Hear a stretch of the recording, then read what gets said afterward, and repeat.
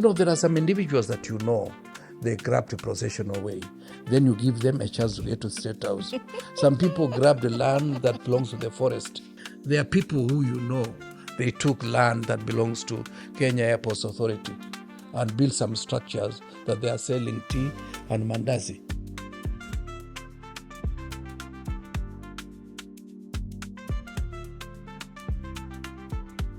Welcome back to Politically Connected, a podcast on everything politics and governance in Kenya and Africa.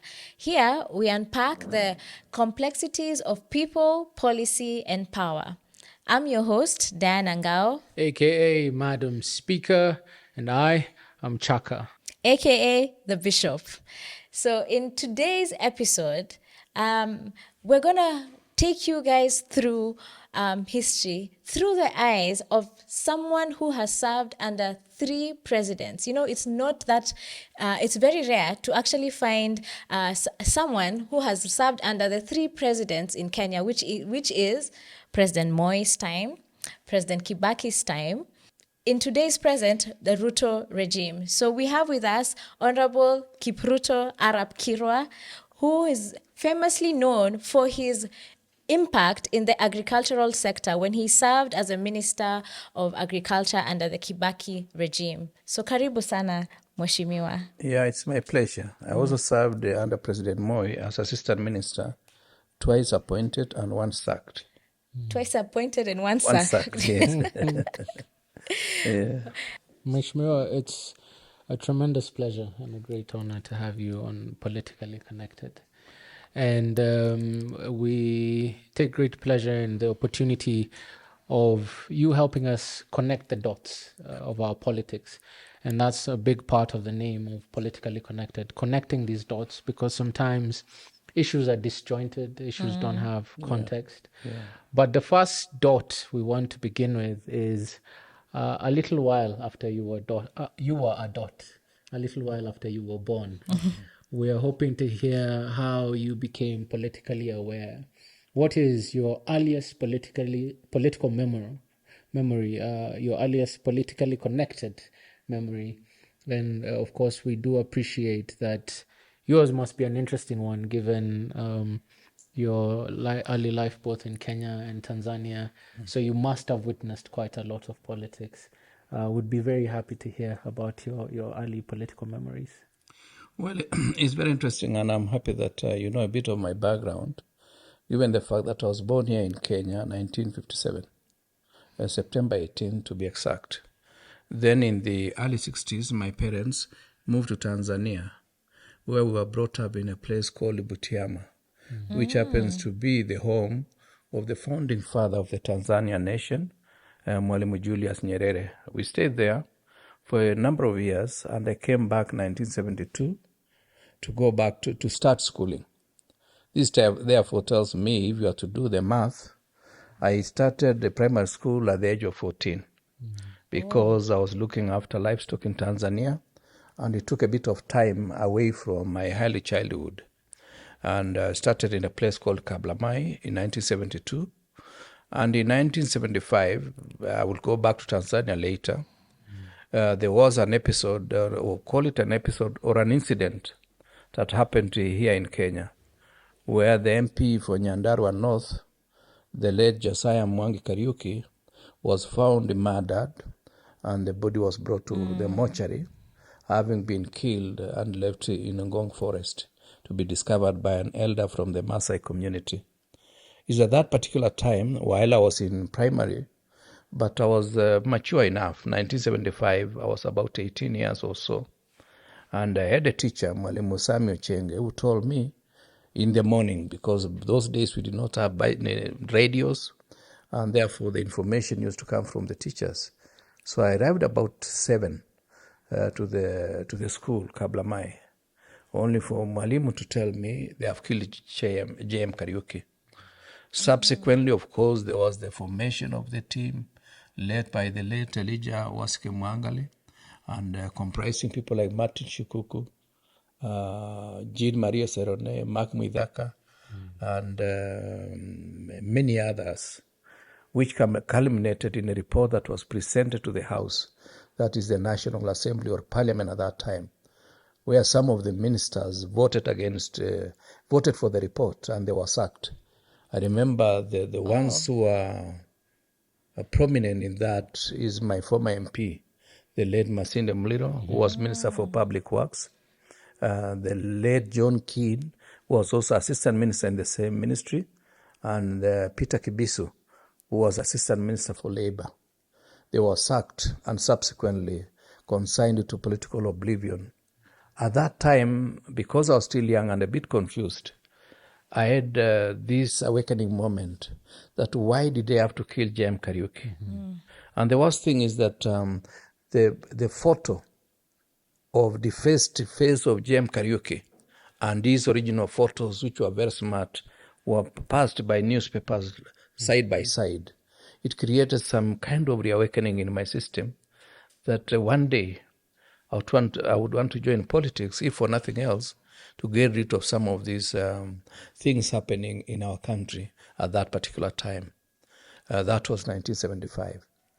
Well, subsequent to it, I just got socialized into it. And of course, I was elected years later as Member of Parliament for Cherangany constituency. Okay. Now that you are elected, as we were doing a bit of research, we learned that you were elected at the age of 33. Where a lot of people right now, a lot of young people are looking to be elected, maybe even younger or around the same age. Tell us, what was Kenya like then politically and socially? I mean, when you first got into the House of Parliament. There are a number of differences and also a number of similarities. First of all, we were operating under an old constitution, which is a product of Lancaster Conference that took place in the early 60s, and which was a product of the independence.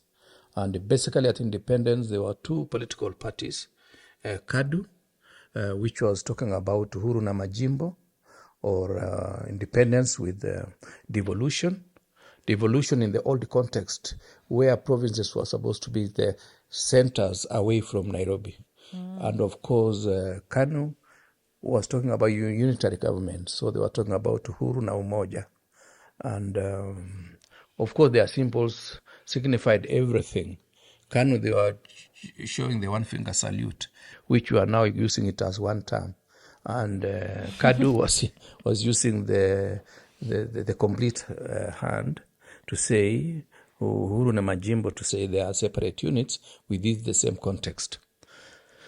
That is one major difference. And of course, for Kenyans who may not be aware, the elections of 1963 was not directly election of the president. It was competition among parties. And the party with the majority that emerged at that time was KANU, where President Kenyatta was the prime minister, whose power was handed over by the governor of Kenya at that time. Okay. It is 1 year later that Kenyatta, without going through an election, was transformed into a president. But when we declared Kenya as Jamhuri or as a republic, so Kenyatta did not go through the normal process that you know today, where a presidential candidate gets direct votes from the people. It was a product of the majority in the House. And subsequent to that, there was now clamor for need for unity, and KADU was dissolved. And some members of parliament crossed the floor. Others refused, like the late Taita Towet. He wanted to go back and ask the mandate of the people. He was swept out of the place, and people like Bildad Gagia also did not want to agree with that kind of merger of political parties into one monolithic system under that particular constitution. Subsequent to that, the late Jaramogi was evicted out of the arrangement. And the late Jose Murumbi became the vice president, the second vice president to Mzee Kenyatta. And he served for only 6 months, only to resign and say that he had done so on health grounds. Although after resignation, he lived for many years later, which means the reasons might have been different from what you and I know. So that's when now President Moi was was appointed the vice president. He was initially Minister for Home Affairs. So he was appointed vice president and Minister for Home Affairs. And we persisted with that constitution that every election, it was not election for the president. It was election for members of parliament, but the president used to go in and opposed. So that's what happened in 1969. And there was some little general elections before 69, where Jaramogi, having formed his party, Kenya People's Union, famously known as KPU, was evicted out of town. His only seats in the area of Nyanza that they were able to win. Bildad Kagia lost, Kiptum Choge in Nandi lost, because the system was very repressive and it was not interesting. So in 1969, two things happened. Tom Mboya was killed here in the street. Yeah. And later on, when Kenyatta went to Kisumu, there was some altercations between the two. I remember there is a famous statement that he made, telling Jaramogi, if you are not my friend, you and I, with these dirty people of yours, you would have seen me today. And a number of people were... Dirty people? Yeah. Wewe na watu wako chafu. Kama wewe si rafiki yangu, wewe na watu wako chafu. Mungeona Tamakuni leo. That's how he put it. And wow. What happened? Some people were killed as they were getting out of Kisumu, and they came to Kericho and held a cabinet meeting in Kericho Tea Hotel. And the rest you can read from history. Jaramogi was put under detention, house arrest, and he stayed in that kind of political limbo until Mzee Kenyatta died. And then he came back, and Section 2A was amended. Would you... Sorry to Yes. cut you off. No, it's okay. I'm connecting a dot here. Yes. Would you say this is the beginning of the rift between, I'm saying this because also we have conversations of tribalism right now in this day and age in Kenya. Would you say this was the beginning of the rift, or rather maybe the worsening of the rift between now Jaramogi and the people from Luo Nyanza, and now Jomo Kenyatta, and now the people from Central and Mount Kenya? Well, that could be the beginning, but as you know, Diana, in this atmosphere called the world of conflict, conflict is always around two things. One is conflict around resources, which is easy to resolve. Yeah. And another conflict is about belief, which is more intricate and a bit challenging in terms of resolution of that. Yeah. Because you don't know how much of belief are you likely to shift from one side, from Sechangi to Diana. The other side, yeah. So that becomes more a fundamental thing. So conflict about resources could be said people were jostling for positions. There was a lot of land available for people to buy and people to appropriate. And therefore, that became one area of conflict. Yeah. Like in the Rift Valley, when Moi was made the vice president, he pacified the people of Rift Valley. And that's why there is presence of people from Mount Kenya region who are in the Rift Valley. And of course, it was... whoever sells and whoever agrees to buy, it is the market forces that will determine. But the conflict about belief is perhaps fundamentally what brought the difference between Mzee Kenyatta and Jaramogi. Because at independence, they seem to have been dealing with the same issues. They unified the country. People like the late Mboya was running in Nairobi and he got elected.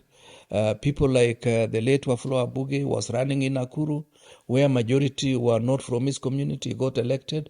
John Keane himself ran in Trans Nzoia, which is my county, on Kano ticket. Still he got some votes because there were Kano votes in that particular area. So at independence, in my opinion, people were less tribal than we are today. Perhaps we are getting to that situation now because of the young people. But then something emerged that Mboya was initially seen to be leaning towards the West and therefore was seen almost to be sailing in the same boat with Kenyatta. But he was so influential to the extent that there were people around the president who felt threatened by the presence of a young man who was hardly in his 30s, and all of a sudden wielding a lot of power within the system. And perhaps that may explain partly why he was gotten rid of. But the most important thing is Jaramogi was seen to be leaning towards the East. Yeah. And including possibility even of getting support from the East to build a hospital in Kisumu, what they were calling the Russian hospital. Now I think they call Jaramogi Oginga Odinga. And Kenyatta was seen to be more friendly to the West. Later on, of course, we were talking about an aligned movement where we are saying we are neither towards the West and nor are we towards the East. And that became something that was popularized. But the truth of the matter is that, remember, towards the end of the 50s, that is when the Cold War started. Yeah. Where there was a rift from the West and from the East, and created what we now famously known as the Berlin Wall, where Germany was divided into two countries in one. And there was a wall that was separating West Germany and from East Germany. Yeah. So that became almost fundamentally the main problem. Remember, even here in Kenya, when Njonjo brought Dr. Christian Bernard, to come and examine the president, whether it was possible to improve his heart condition. Some people in Kenya, they were frowning upon it because by then, South Africa was a pariah. Nobody wanted to deal with South Africa because of the apartheid regime. So it was a convoluted situation here in Kenya, where the ordinary people may not have known why these two leaders were fighting each other. Yeah. But basically, it was issues of East and West. But of course, as we became more, and the resources started getting scarce, because land that anybody could get now start getting scarce, more expensive, and you have to leverage your opportunities within government to get those parcels of land. Then we turned it into tribal, so that it was like the Luo and the Kikuyu, and the rest of us had to come in either to be with the Luos or to be with the Kikuyu. Because at independence, the Luo and the Kikuyu, they were together in Kano. The rest of us, people from Western, the Kalenjin in the Rift Valley, and the people of Coast, we were in Kadu with our leaders, the late Ronald Gideon Ngala. So that is how the competition was. We were more unified because it was Western, Rift Valley, Kalenjin, and Coast, the Mijikenda, and all communities around the coast. But later on, we became more and more tribal because it is easy to blame each other on issues of tribe, because by knowing your name, knowing his name as Ichangi, I can say this is a guy from this region. Otherwise, in normal life, this competition should not be there about the tribe. My tribe should be just a name. And if you allow me, there is no person who put it better than Mwalimu Nyerere. Mwalimu Nyerere put it to Tanzanians at some stage that during colonial days, they were saying, what is your tribe? What is your religion? But we don't need to know which religion you pursue. Imams will count their people on Friday in the mosque. Christians will count them on Sunday. And your tribe is not important. We want to know the population of a county or a district. We want to know the age of people, the level of education. But your tribe is not important because resources are dispensed according to the population, but not according to the tribes. But here in Kenya, we have found it convenient. When I lack votes, I say our tribe is under siege. Mheshimiwa, there are quite a number of insights we'd like to tease out from your experience, and you allude to quite a number of them as you share. Maybe picking up on that issue of Mwalimu Julius Nyerere, and given you were raised in your early years in where he came from, and it's interesting that you seemed all through your life to be hobnobbing with giants. Even having taken over from the late Masinde Muliro. But on the issue of Mwalimu Nyerere, given how his policies, even if deeply rooted in economics, were also keen on bringing a country together, In contrast with President Kibaki, who you served with, and in the past you've said that he was very well grounded in matters economics, but did not do enough to bring the country together. And now you have this contrast often between Kenya and Tanzania. You know, Mwalimu Nyerere once famously said, ukitaka kuona majumba makubwa, nenda kule Nairobi. So that contrast between Mwalimu's economic policies and how they are being blamed for having left or stalled the development of our good neighbors, but his efforts at uniting the country, compared with Mzee Kibaki's very, capitalist economics, but not having, or he's been accused of not doing enough to bring the country together. How do we strike a balance, especially right now, as we look back at that, when we're seeing that a lot of our challenges are tied to issues economics? The president of US, Bill Clinton, once said in somewhat colloquial language, it's the economy, stupid. Yeah. So these economic issues and bringing the country together, what does history teach us, looking at what Mwalimu Nyerere did, what Kibaki did, and you having had insights from Tanzania, having worked with Kibaki, and being contemporary with the head of the current regime? Well, there are a number of challenges that when you are doing comparative analysis, the period is also very important. You know, at the beginning of time, that is 1963 for us Kenyans, we started by saying we were fighting three things, against three things, disease, poverty, and ignorance. And fundamentally, even Tanzania did the same. But Nyerere was able to lift the issues to a level of philosophy by saying we are fighting about four things: ukabila, udini, ubabe, and ufisadi. Somebody can translate it to English for purposes of other listeners to understand. This therefore means Nyerere went for finer things, because when you are talking of udini, you are demystifying the fact that I'm a Christian and somebody else is a Muslim. Does not make us different, because we are dealing with the same economic environment and our challenges are the same. If our children are not getting capitation, it doesn't matter whether you are a Muslim or a Christian. Nyerere was also able to make leaders humble. Ubabe is saying, because I'm here, utadu, that's ubabe, and that's what Nyerere did not want. Impunity. He wanted leadership with humility. You must be humble to demonstrate that the fact that you are the president does not make you different breed from the rest of us. You are just a lucky God has given you that opportunity. To the extent that for those who don't know Nyerere, when he retired at the end of 24 years of his regime, and many Tanzanians were reluctant to allow him to retire. But he said, I want to retire when I'm still strong, to see other people perform. I've done the little that I was able to do, and I want to make sure that you people take over your country. And in the last cabinet that he appointed as he was retiring, many, more than 50% were under 40, including his own prime minister, the late Edward Muringa Sokoine, who was 39 years. So Nyerere understood that every generation has shares of leaders. He also understood that if I've been with you for 24 years, perhaps you have nothing new to tell us. You will be copying the system that we've had.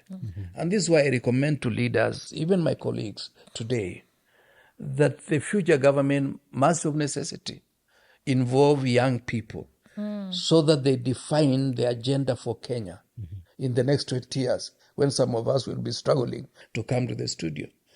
Now, but something I wanted also to draw to your attention is the fact that Tanzania of that particular time, if you are to look at the parameters of GDP, level of education, level of awareness, the infrastructure, given the fact that Tanzania is a huge country, almost 1.5 times Kenya, or if not double the size of Kenya.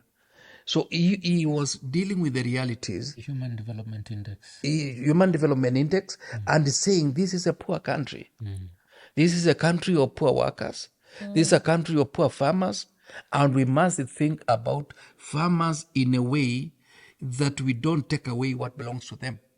We must think of workers in a way that you don't leave them taxes that they don't get any benefit out of it.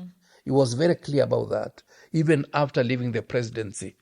I remember in one of the speeches, which I usually care listening almost quite often, he was telling them, this is still a poor country. And therefore, if you are a leader, make sure that you address those particular issues. And he was fighting about ufisadi. That he had to talk to the president at that time, I think should have been Ali Hassan Mwinyi, until the prime minister at the time had to resign because of a scandal involving what we call Richmond. Perhaps I'm going into a lot of details, but suffice to say the following. Nyerere and Kibaki share the same school of thought, perhaps because of their background in Makerere and also in London, because they understood that government must be facilitative. Government should not be extractive. But today, government is extractive. They want to do things which they are ill-equipped to do. The government must be facilitative. What do I mean by facilitative? The government must allow systems to work. If it is judiciary, if it is legislature, if it is even normally within the executive, allow people to operate, make decisions in the office, measure them according to parameters of performance, and rate them fairly so that each person is given the opportunity to decide and to implement the decisions he has arrived or she has arrived at without breathing over their shoulders. But when you do things the way other people are doing, that is what we call micromanagement. You are spending a lot of time worrying about somebody who is well equipped, is trained in that field, whether it is law, whether it is issues of management, whether it is issues of production. The people you want to pretend you know better than them are people who are trained in that field, which means you lack leadership. You know, when you are a micromanager, you are not a leader. A leader must allow people the latitude to think freely, to make decisions, and even make mistakes. And when they make mistakes, you allow them to correct and to learn from their own mistakes. Yeah. So in a way, Kibaki did not fail politically. Kibaki was too much of a gentleman that he was born much earlier than his time. He was born earlier than his time because the Kenyans today, the way you listen to them generally, we are all micro-dictators. It's only that we have not gotten the opportunity to dictate to those who are working with us. Because at times, when you see people, because I don't do things your way, you want to marshal me and frog march me in the street, it tells you that you are not willing to listen to me, share my experience, share my intellect, and we arrive at a conclusion that is amicable to both parties. I don't know whether I've answered your question. Indeed. Yes, you did. Yeah. I think now that we've gotten to the point of Kibaki, I want to take us back a bit to the point where you said that you were assistant minister twice and then fired. Fired once. Fired once. Yeah. But then you also became a minister again under the Kibaki administration. Yeah. So maybe give us now an analysis between working for Moi at the executive level and then now also working for President Kibaki, and I think also in the same docket of agriculture, because we think that Kenya is really a very, very productive country, even with agriculture. But till today, we are not food secure. Yeah. So maybe tell us back then, how was it working under the Moi regime, and some of the milestones that you made in the Kibaki regime administration that you are very famously known for. Yeah. Yeah.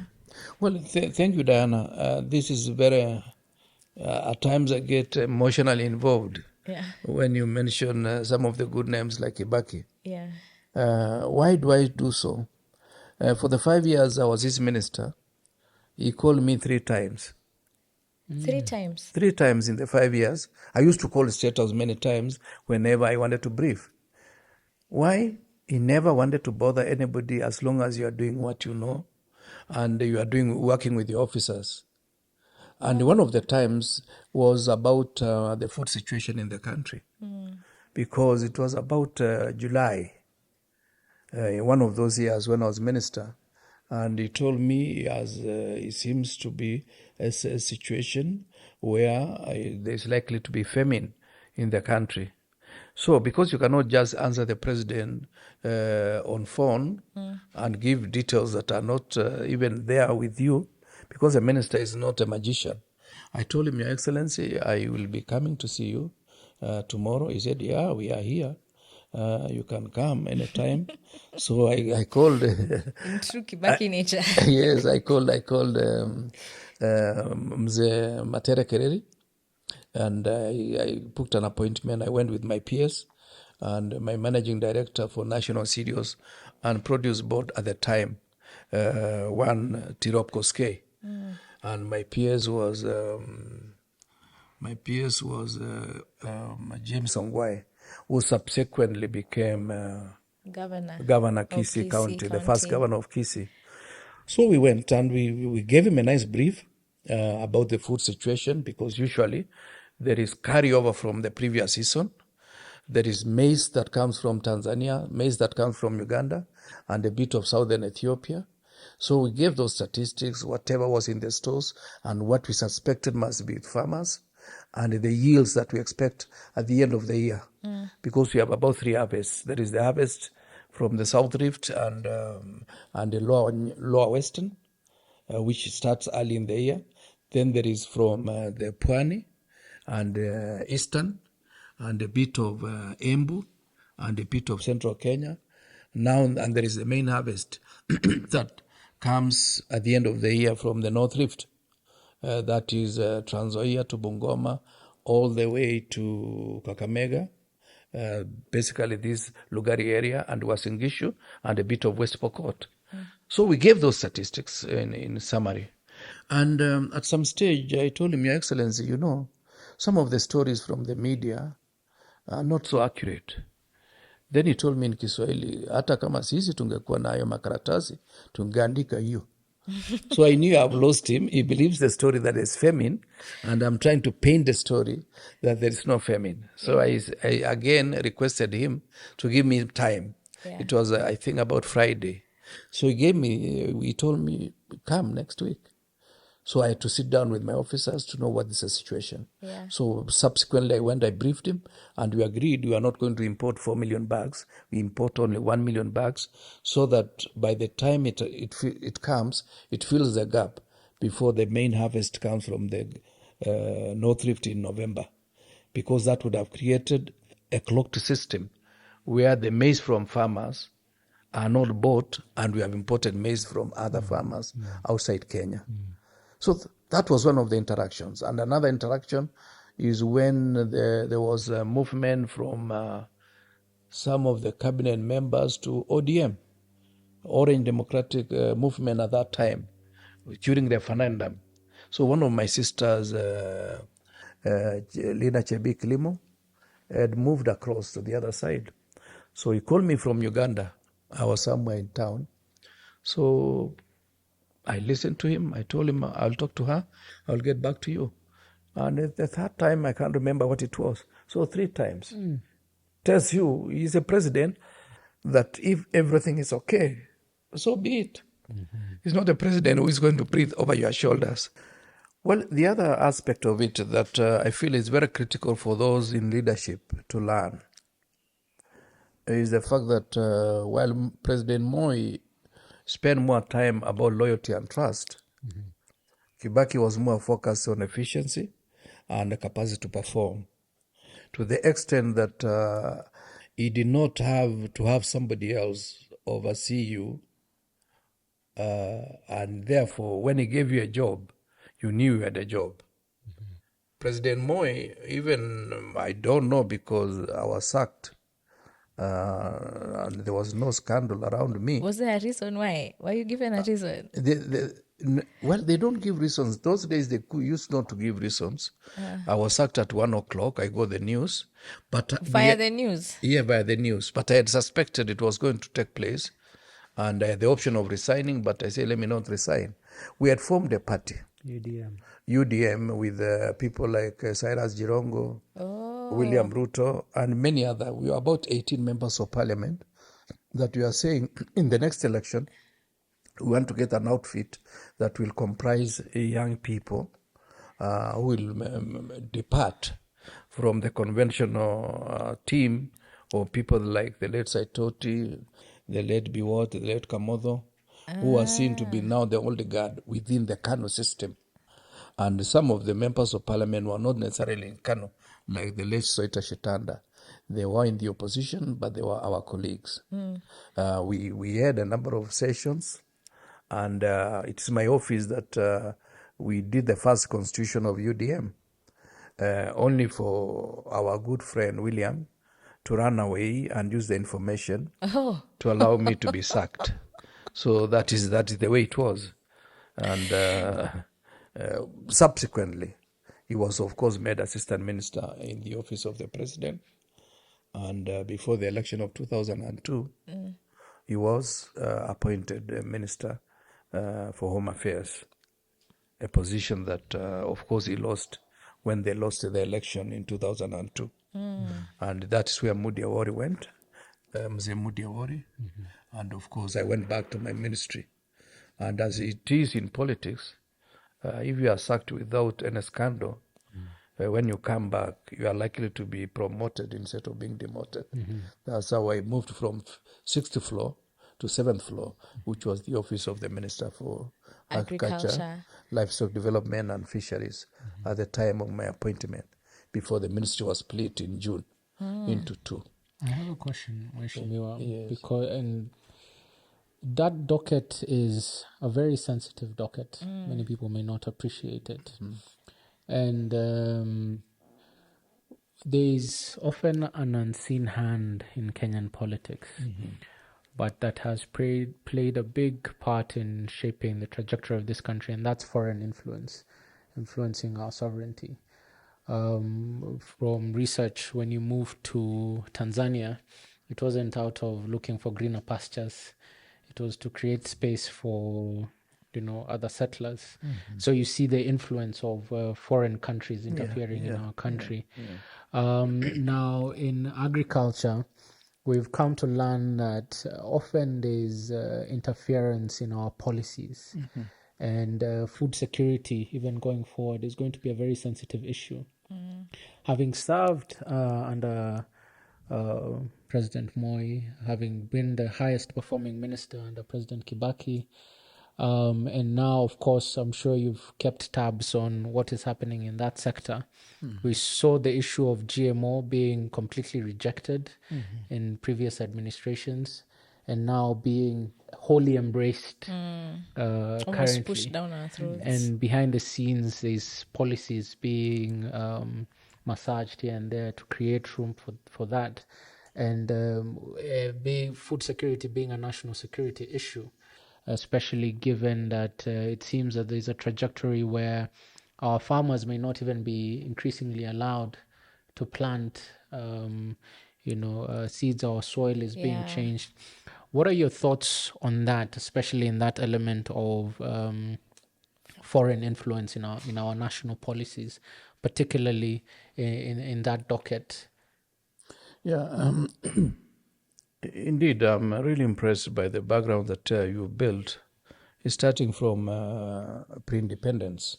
Because as you remember, we went to Tanzania when it was still under colonial power. Yeah. And therefore, we are moving to Tanzania because it was part of the East Africa. Initially, of course, Tanzania was under the German influence. But later on, when Germany lost the First World War, that was taken away to the League of Nations, and later on it transited to Britain. Although British was not really their colonial master. But it was like a midwife for that particular process until 1961, when Tanganyika got independence. Zanzibar is another story for another day. But what is very important is for people to realize that from the formation of nation society, such as Kenya that we know today, in 1648 in Westphalia, having fought for so many years, those countries had a number of milestones. They say collectively we shall defend ourselves should we have external threat. Number two, thou shalt not interfere with internal affairs of a friendly nation. But number three, it was the issue of strategic survival for those countries. That has not changed. And anybody who thinks that the history of the world has changed is deluding himself. The Treaty of Westphalia. Yeah, that Treaty of Westphalia is still obtaining up to today because that is the background through which the democracies that we hear today are talking about democracy. Now, what you've said, Sichangi, is very important. The issue of policies being midwifed by other nations is something that we should be alert to. You realize that even here in Kenya, even when I was in the ministry, you would hear officers saying, oh, we've gotten so much money from this country. How much? 40 million. For what? For policy formulation. And I used to tell them, we have a budget of more than a billion. Why do you get this policy formulation? Because when they formulate policy, they will be sending their experts to be part of the policy formulators at that formative stage. In their own interest. In their own interest, because basically anything to do with diplomacy is what is in it for us as a nation. And therefore, when a country comes with the donations, and this school of thought, that even if electoral commission would need 50 billion to run the elections, let that be money raised from Kenyans, so that we do not have some people coming to pervade this atmosphere, pretending they are the ones who are assisting us to go through our elections. So my worry, and that policy was brought in, and some officers wanted to convince me before I left the ministry that we allow GMOs. We were doing research here near Nairobi School, but under controlled environment. And we had agreed that we have to do them and see what is the best way to release into open environment, because there is what we call open pollination, that if one is GMO, then it will influence the farms of neighbors. And these GMOs, they have what we call terminator seed. Terminator's gene means that once you take it to the field, it has the capacity to terminate. It will not go beyond that particular seed to reproduce another seed, that you can also make a seed to produce other crops. It is like this is a final product, which means we will be at some stage, unless we are capable of producing these GMOs ourselves, we run the risk of being dependent upon seeds from other countries. And therefore, they will detect the prices, and food security will not obtain. Number two, without involving, and I don't want to pretend like some other people that I'm a scientist, but I know basic science, that in terms of food nutrition, you are what you eat. Yeah. Whatever you eat, if it has certain residual negative elements, whether it is from poisoning, like for fungicides, pesticides, that residual effect has a cumulative effect of causing destruction to you. Now, if it has the capacity to alter the gene growth, the pattern of gene, because when you talk of GMO, is that you are influencing so that the pattern of growth is altered from the natural process into a system that is different from the original plant. You know, we argue here, we've gone to the studio with many of these so-called professionals, but they are professionals because they are safeguarding their jobs. Because somebody is in charge of biosafety. So he wants to argue as if there is nothing wrong, or technology keeps on changing. GMO is not about technology. It's about altering the genetic growth of a plant, the genetic pattern of a plant. So my worry is that we've allowed a lot of liberalization, and just like many countries where resources are given to the leaders to accept the destruction of the country, we never know. We can never put it beyond some of the leaders that they could be benefiting as individuals at the expense of this country, going for food from elsewhere. And just for Kenyans to understand, food security is not about crops alone. It's about the ability of an individual to get the right amount of food,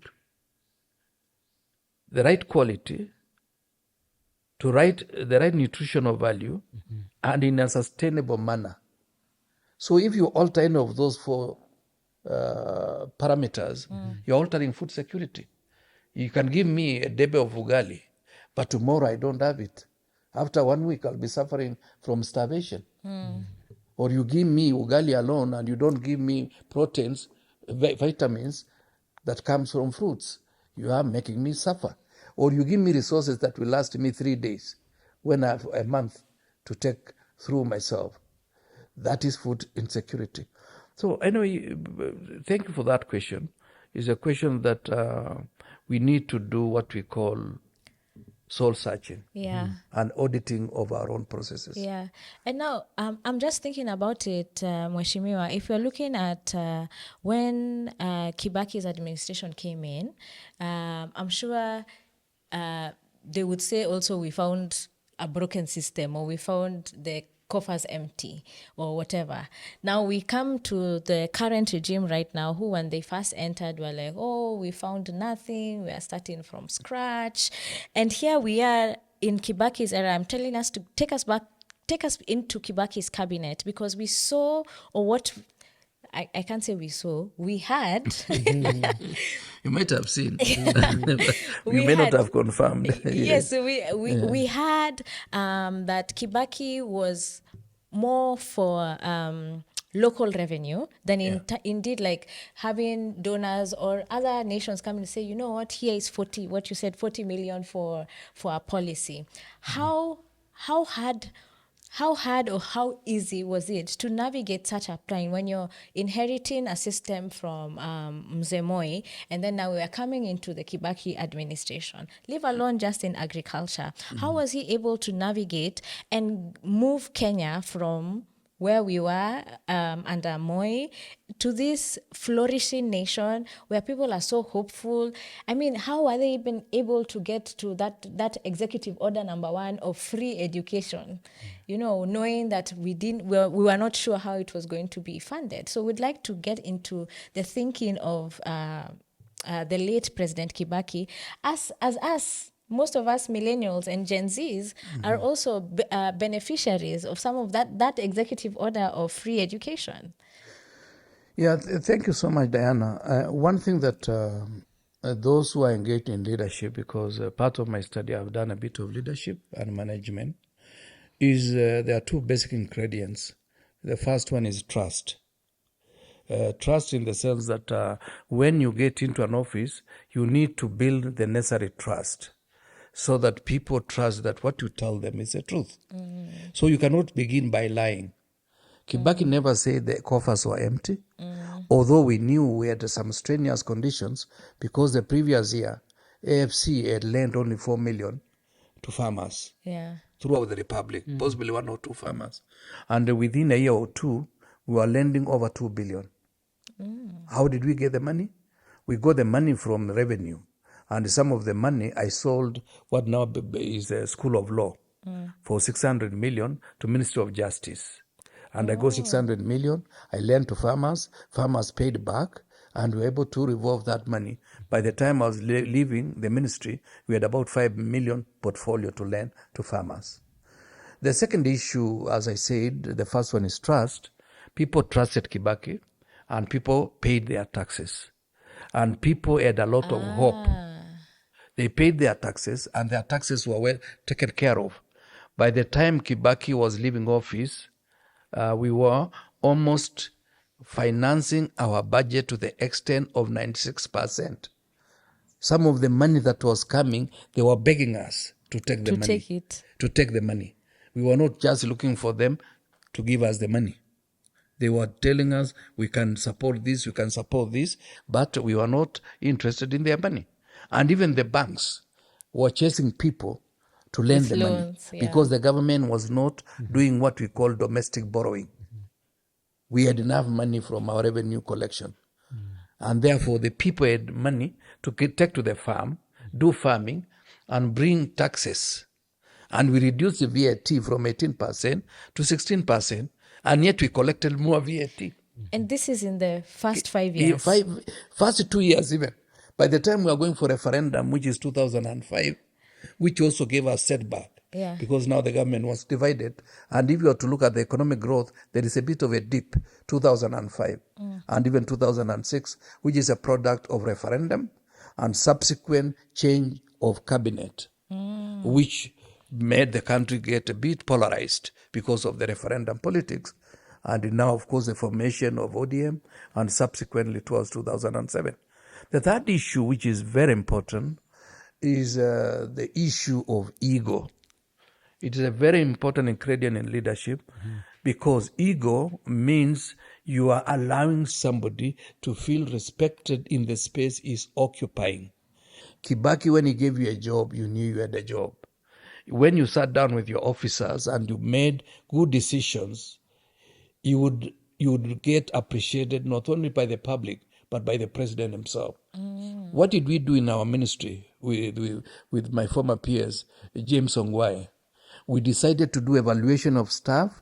Some people and not be promoted for 13 years. I remember some of the people in the corridor crying because usually in the government system, you are supposed to promote somebody or assess somebody every 2 to 3 years. There were officers who had served for 13 years. They were in the same job group. We reassessed and we realized there is a problem here, the human resource component. And in all these factors of production, human resource is a critical component in terms of production, in terms of productivity.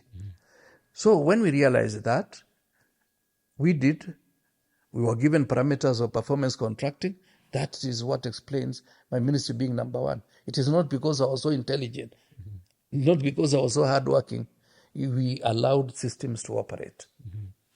The third issue, I've talked about trust, I've talked about ego. We are able to give people space so that if I'm director of agriculture, I know I'm in charge of this portfolio by being allowed to make decisions and to work with my officers. The third one is lack of pilferage.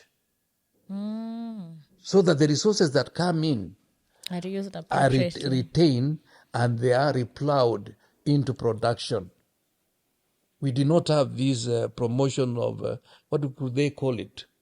That ministers and MPs and people even who have no jobs are carrying 2 million in a briefcase to go and do what do they call it? Empowerment programs. Good empowerment program that we did was what we call economic stimulus.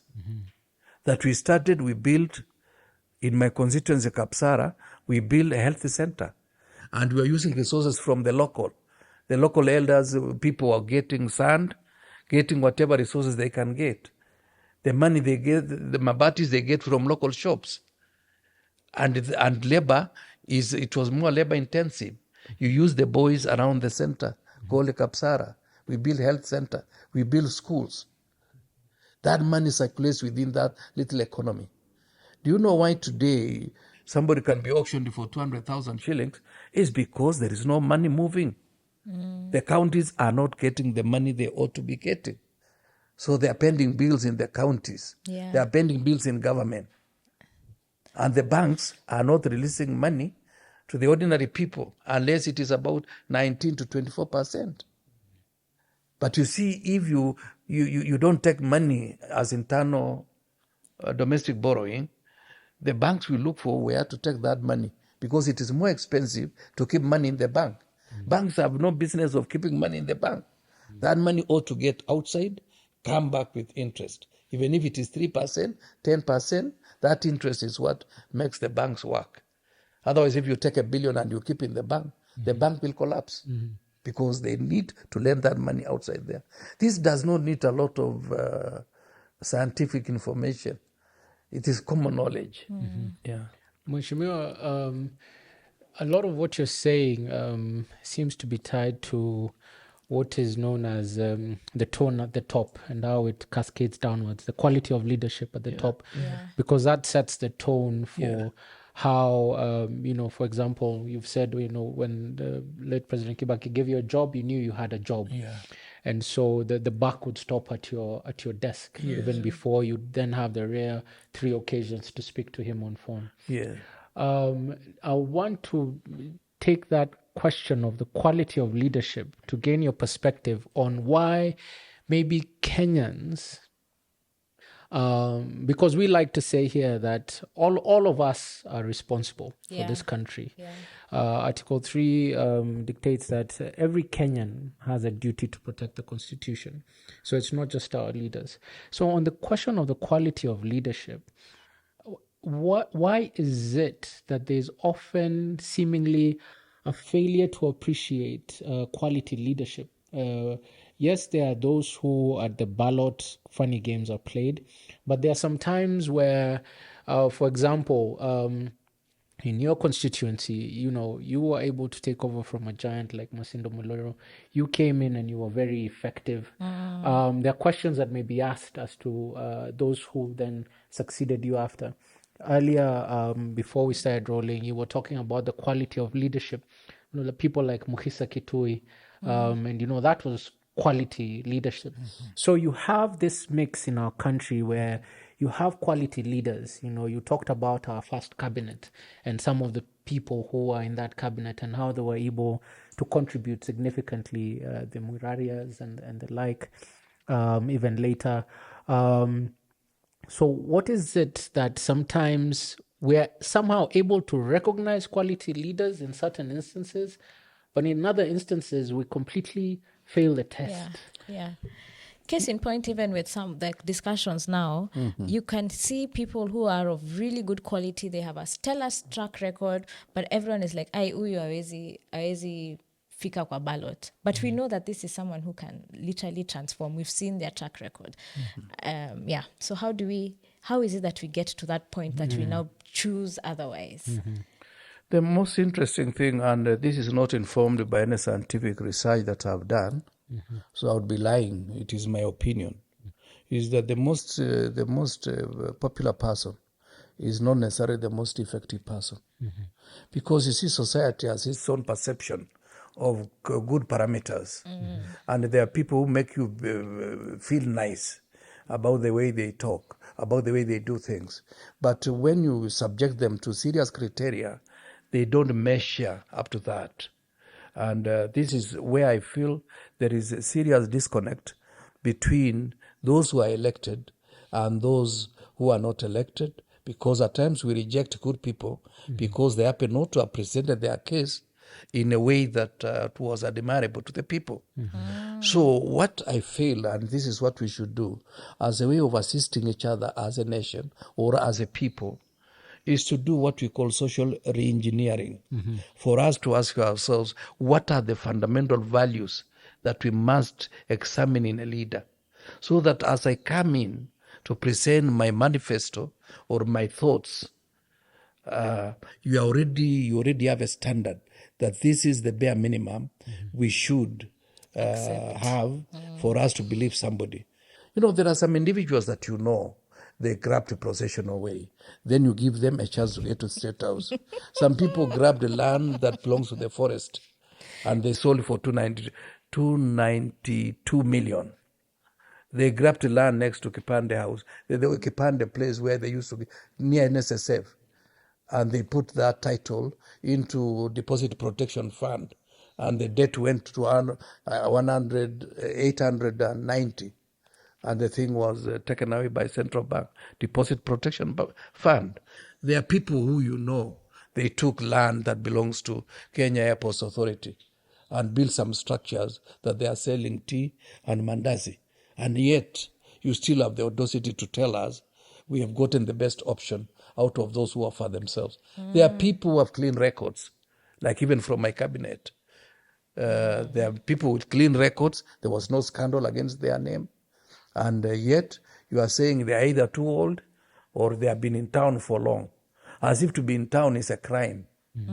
Instead of saying, yes, you've been in town for the last 30 years. What is your track record? You've just arrived in this town 2 days ago from the village that you come. What have you been doing in the village? Are you a thug who is now run away from the justice system to come to Nairobi? And all of a sudden you are telling us you can be an MCA somewhere in Kawangware? No, these are fundamental issues. We must do re-engineering of our society so that we go to the fundamentals. We ask ourselves, why do you say you want to be our chief executive? Can we trust you with our money? If we cannot trust you with a basic piece of land, and you take away and knowing this is a road, how can we trust you with our money? And money is more tempting. Yeah. Like here, there is a lot of good furniture. But if you are to quantify and there is $1 million at that corner, I'm likely to go with some of it. But I cannot carry this furniture because it is in a form that I cannot put it and appropriate to myself. But money is tempting because it is, it's malleable. I get out of this place, I can buy something that now belongs to me.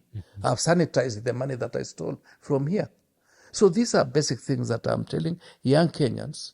It's not about age, it's about integrity. Yeah. Let us spend more time looking at the quality of leaders we are taking to offices, not at the top alone, but at every level. The second issue is that Kibaki was impersonal. If the law catches up with you, he looks the other way. And he pretends he has not seen you being taken away by the law. That's why some ministers had to resign. Some were sacked. Some came back. Some did not come back. He was impersonal. He was not emotional about it. You are a good friend. Like me, I was his good friend. But if there was anything that I did that the law could have caught up with me, he looks the other way and he will tell you, okay, this is Africa. And you are being taken by the agencies to a place where you deserve to be. I remember, and it is very interesting, people used to think that Kibaki used to drink a lot just because of propaganda. But he used to drink certain beer. And when he realizes you are talking nonsense, he shows you the bottle. This is beer only. Telling you whatever you are saying is not useful for this discussion. You are supposed to have beer, then you go your way, I go my way. So it was something that you would not understand him. You would actually think, huyu mzee hajasikia vile nimesema. But he's telling you this is beer only. Yeah. It's not about those other stories. Yeah. So I don't know, have I answered you? Yes, you have. And now, Mheshimiwa, now that we've talking about the young people and trying to basically define the standard of leadership that we want to see in this country, because it seems that even from the Gen Z protests, we are really at a point where the young people want to not only spectate, but be part of this rebuilding of a nation. But there's a lot of politics that happen in the midst of rebuilding. Like what we saw after the Gen Z protests, which was, it shocked all of us. Even some of us who were on the streets were also like, all of us, where did all these people come from? And it seems to be some new awakening of this generation as to wanting to be a part of this arena. Then shortly after, we see them now slowly being pushed to the benches, either through abductions, through fear and fear mongering.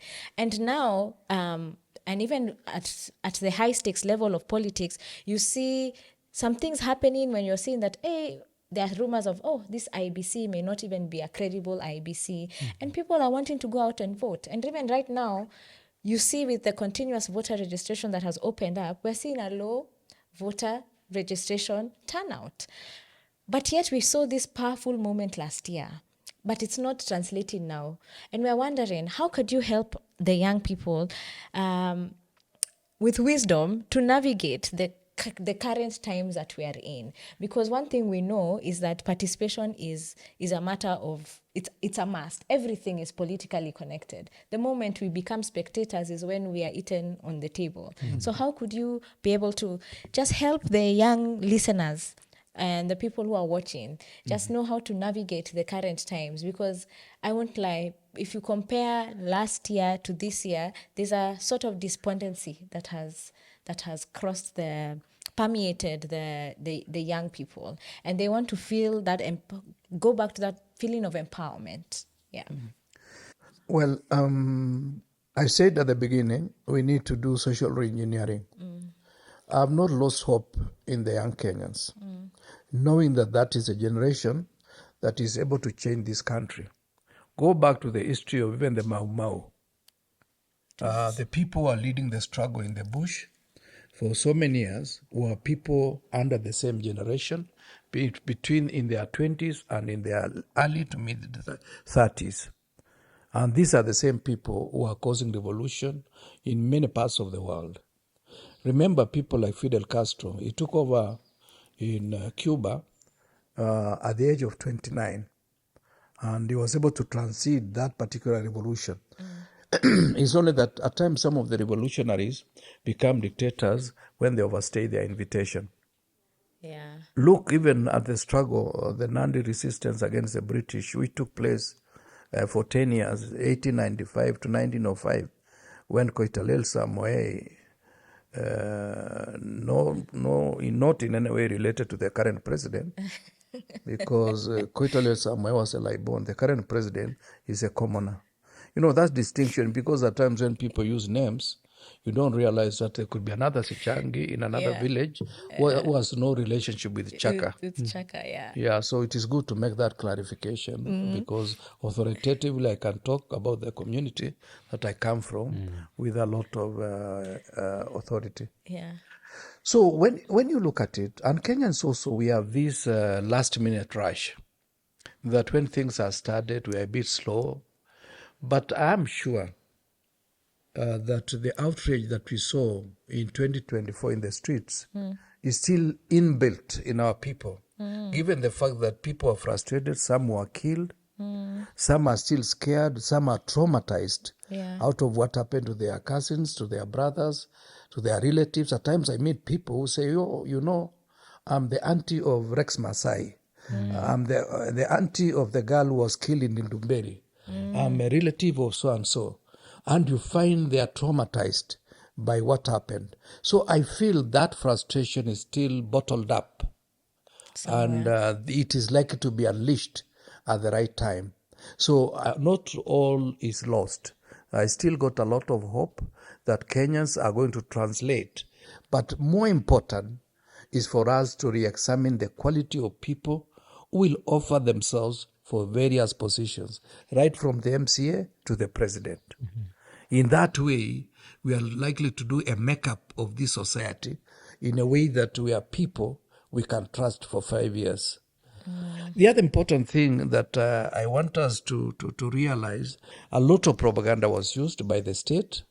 Remember, they are spending 27 million shillings every month to clean their name in Washington. If their name was clean in Washington, that money would not have left the coffers of Kenya to go and do PR in Washington. They are spending that money every month. And I can say this authoritatively because I know. And then the second issue is that some of them were bought.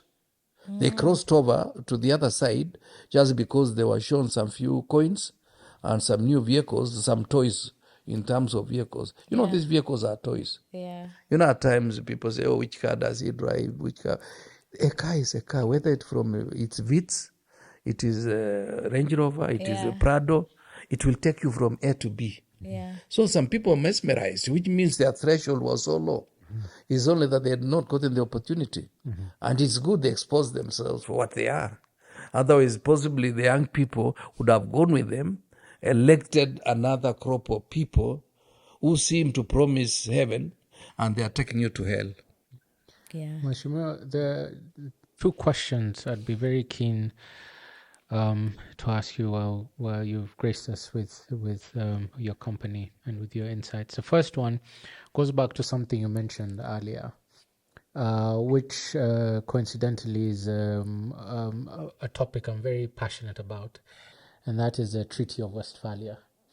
And the question I have is about nationhood, as I painted. The Treaty of Westphalia is a turning point in the history of the world, following from the 30 Years' War. Yeah. And we have the birth of this idea of the nation state. But this is coming in 1,600 years after Jesus has been on this earth, and almost 6,000 years in recorded human history. So in the history of time, it's still quite recent, this idea of the nation state. Even more recent, given its 500 years almost since that 1648, when we have the birth of the nation state, we have Kenya, which is just over 50 years old. In the history of time, it has just been born. But we take this idea of the nation for granted, as though it was there since the beginning of time, since the beginning of creation. But it is an idea which comes together from communities coming together and borders which have been crafted, sometimes even our African borders in boardrooms outside this continent.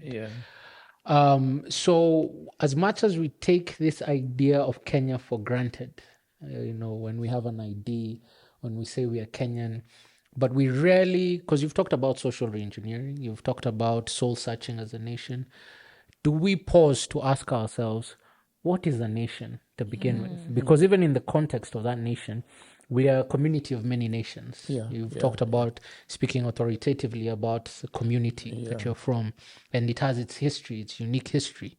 So we have this community of nations and this experiment in democracy that we're calling Kenya, which is fragile. We saw what happened in 2008. We saw what happened in the last 2 years when people were approaching State House. Our economy is at risk of putting us at state failure, because if the government is not able to run, then you have a situation of anarchy. And this, I think, draws both from your history at the apex of leadership in cabinet, and also from your experience in IGAD and diplomacy. What is a nation, and what are some of the key issues we need to think about as young people in trying to craft this nation? There was a time when the issue between Kadu and Kanu was unitary state versus federalism, Majimbo. Now we've come into a new constitution, 2010, where we have Ugatuzi. But these are arrangements in how best to govern ourselves, in the science of government. But what is a nation? What does it mean to be Kenyan? What should we have as our North Star when we're thinking about our future? Well, that's a very academic question. I'll try to answer, because I can see you have a lot of good background when it comes to a nation. Many of us in Kenya, we confuse about three things. There is a country called Kenya, which is a landmass. There is the nation, and there is the state of Kenya. And what else is there? I think those are the three main ones. And we've been struggling. A country we are, because we know our boundaries. Even the 6 kilometers that the late emperor of Ethiopia ceded to Kenya, so that the boundary becomes the river, because that was source of conflict. You remember from the beginning of time, I told you there are two sources of conflict. One is about the resource, and another one is about belief.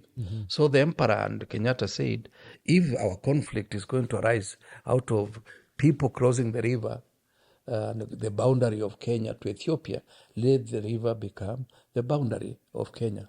Of course, there is a parts of Kenya that 1971 they came to Kenya from the parts of West Pokot, which was called Kenyampia, because in 1948 or 38 they had some parts of Kenya being administered from Uganda, so that the Pokot and the Karamojong are put together under certain arrangement. But that's not the issue that I have. We know the country called Kenya is there. The landmass of Kenya, we know where it is. But as to whether we are a nation, whether we are a state, that is still very debatable. Because a nation, people must accept that we have common heritage. We've come from certain historical with certain things that we share in the past. And also we have a common destiny. Where we are going, we know we are going this way, not as a Kalenjin. not as a Luya, not as a Mijikenda. We are going because we all believe this is where we are going. And that is the science that I feel we need to tinker with, so that we allow each and every Kenyan to feel proud, not to feel I don't come from the tribe that is in power. I come from the tribe that is in power, therefore I can treat you with impunity.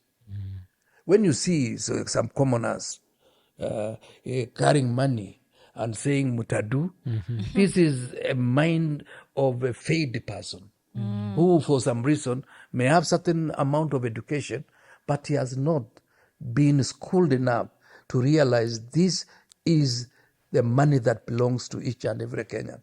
I may be saying more than I should, but the issue is we need to realize that each nation within the nation of Kenya has made a contribution for the betterment of this country. I like that. Yeah. And that must be appreciated. Whether it is your community, we should remember the war of Jetambe, the Jetambe Hills, that you decimated the people who wanted to entrench onto that space called Bukusula. If it is the Mijikenda, we should remember the lady, Mekatalili, who was able to refuse for the Muzungu to get there. We should remember Jivwayaki, who struggled only to realize that he had been overpowered. Chivlenana for the Maasai. Some of them were traitors out of lack of knowledge or lack of strategy. So we must accept that each one of us has made a contribution, and each individual existing within the landmass called Kenya must be protected and must be respected. We must also remember that this space is given by divine providence, and you don't surrender it to forces because they are coming to solve your immediate problems about 2027. Yeah. After that, how are you going to resolve the issue that has arisen? Because logistically, to pass 10,000, 100,000 people from one country to the other, under the guise that, okay, this is free registration, for the first time, we are allowing all Kenyans to feel the same. Whoever was saying that, if you can still remember, it's not about Northeastern. It's about this country. Even as I come from Trans Nzoia, which is a border county, anybody getting ID must be vetted so that we know we are not giving IDs to people from other countries. Somebody coming from Kajiado, the same. Somebody coming from Narok, the same. Somebody coming from Bungoma, the same. Somebody coming from Busia, the same treatment. Somebody coming from Homa Bay. Is it Homa Bay or Migori? The same. So this is something that when leaders lie less, this country is better. But when you lie because you are in Northeastern and you are looking for 2027 elections, then you are not a leader worth your salt, worth the salt. Yeah. So I don't know, I've not assisted you to define, but I just want the viewers to realize that we are a country, but we are yet to be a nation. We are yet, you are a country. We are yet to be a nation. We are yet to be a state. Yeah. Yeah. Actually, that speaks to the heart of the issue. Yeah. Completely. Yeah. So thank you very much. Yes. I think we could actually go on because we've not even gotten to the politics of the day. Yes. But just by hearing from you, I think one thing that we learn is that leadership is really not showmanship, because that's what we are seeing now, a lot of showmanship. And really it is about service and trust, and also having the wisdom to know when to put your ego down, as what you've told us about some of the qualities of the late Mwai Kibaki. So thank you very much. We hope to have you again. It's my pleasure. I hope I've been useful. We'd like to have you again now and this time to talk about politics Current and the politics. political Okay. dynamics. I'll be very shy, but I'm happy. Yes. It is my pleasure. Yes. I feel I've vented my frustrations. Yes. And I've shared my vision. Yes, you have. And Kenyans, I pray that let's learn. Yeah. Even those of us who have been around for long, we also learn from young people. Yeah. Yeah. Yeah. Thank So there you have it from our guest today. If this episode informed you, enlightened you, or even made you say, I did know that happened, then this is your point that you need to subscribe, like, or even share it with someone else who you think needs to know this information. As we say here, everything is politically connected. So see you until the next time.